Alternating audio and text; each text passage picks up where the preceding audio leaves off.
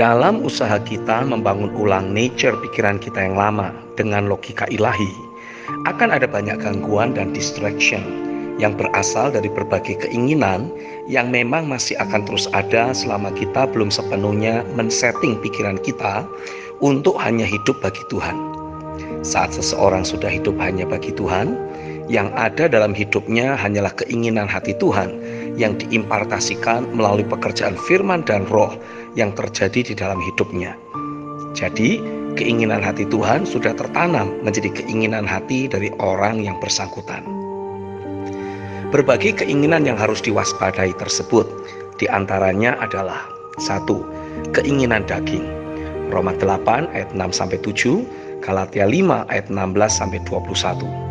2. Keinginan tubuh, Roma 13 ayat yang ke-14. Berbagai bentuk keterikatan atau kecanduan, nafsu makan, nafsu birahi, ikatan rokok, kopi, menonton film, dan lain-lain. 3. Keinginan telinga, 2 Timotius 4 ayat yang ketiga. Biasanya dialami oleh orang-orang yang memang kecenderungan hatinya belum tertuju kepada kebenaran dan jati dirinya belum pulih. Jadi orang yang bersangkutan mencari-cari hal-hal yang memang ingin dia dengar atau menyenangkan dirinya saja, bukan apa yang kebenaran atau Tuhan ingin sampaikan. Yang keempat, keinginan duniawi, Titus 2 ayat yang ke-12. Yang kelima, keinginan mata, 1 Yohanes 2 ayat 16.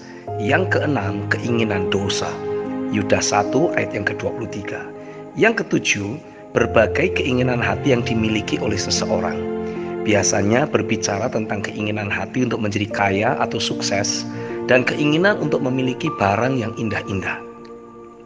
Yakobus 1 ayat 14-15, Markus 4 ayat yang ke-19. Tuhan mengendaki untuk kita belajar menyerahkan keinginan hati kita kepadanya. Filipi 4 ayat yang ke-6. Sehingga yang menggerakkan hidup kita bukan lagi keinginan-keinginan yang muncul dari diri kita, tapi firman-Nya. Semua keinginan-keinginan tersebut akan memanfaatkan pikiran kita yang belum sepenuhnya mewarisi pikiran Kristus sebagai sarana untuk berbicara atau mempengaruhi pengambilan keputusan kita. Ketika kita meresponi suara dari keinginan-keinginan tersebut, maka secara otomatis akan teraktivasilah kekuatan dari niat. Sehingga walaupun situasi dan keadaan yang ada sangat tidak memungkinkan untuk mewujudkan suara dari keinginan tersebut, dari dalam diri kita akan keluar berbagai rencana, ide, bahkan kreativitas untuk mewujudkannya. Saya ambil contoh. Saat kita sedang berjalan-jalan di mall, tanpa sengaja mata kita tertuju pada sebuah baju yang menarik perhatian kita. Pada saat itu, bekerjalah keinginan mata dan mulai berbicara, menanamkan wujud keinginan tersebut ke dalam hidup kita. Biasanya, imajinasi kita akan bekerja, membayangkan betapa cocoknya baju tersebut untuk kita kenakan. Keinginan mata yang mengingini baju tersebut berhasil ditanamkan ke dalam hidup kita. Seketika, pikiran kita berencana, mencari ide, mengaktifasi kreativitas untuk dapat menanggulangi masalah tidak adanya dana untuk membeli baju tersebut.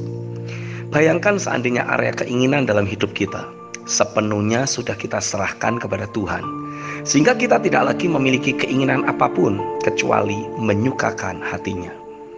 Ketika Bapa menanamkan keinginan hatinya dalam hidup kita, otomatis dari dalam diri kita akan terbangun suatu niat, tekad yang sangat kuat untuk merealisasikan keinginan hati Bapa tersebut. Tidak peduli hambatan atau rintangan yang harus kita hadapi, kita akan putar otak, bangkitkan ide dan kreativitas untuk mewujudkan keinginan hati Bapa tersebut. Bayangkan, dari niat kita secara manusiawi saja akan muncul berbagai potensi untuk dapat merealisasikan apa yang sudah menjadi keinginan hati kita. Apa jadinya jika itu adalah keinginan hati Bapa yang sudah berhasil menjadi keinginan hati kita, dan ada pribadi Roh Kudus yang siap menolong, menuntun kita, bekerja sama dengan diri kita untuk mewujudkan keinginan hati Bapa. Wow, itulah saatnya realita kerajaan akan jadi nyata melalui setiap orang percaya. Hiduplah hanya bagi Dia, dan persembahkanlah area keinginan dalam hidupmu untuk hanya mewujudkan keinginan hatinya. Amin.